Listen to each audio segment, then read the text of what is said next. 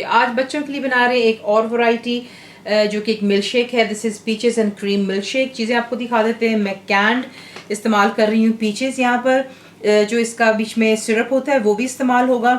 साथ ही आपको चीज़ के लिए वनीला आइसक्रीम, ओवल्टीन का इस्तेमाल कर रहे हैं, यानी कि हॉर्लिक्स अगर आपको मिल जाए तो।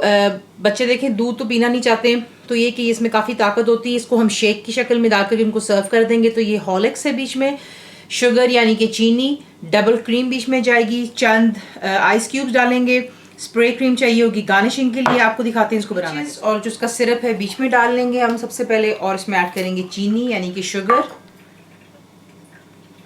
हॉर्लिक्स और डबल क्रीम।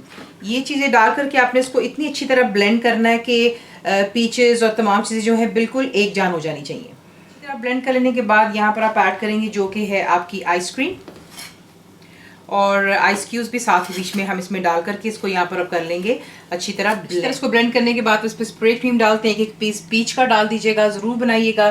फुल रेसिपी के लिए आप जाएंगे मेरी वेबसाइट cookWithFaiza.net पर। बनाएं, आपको कैसा लगा दुआ में याद रखें, and thank you watching the video.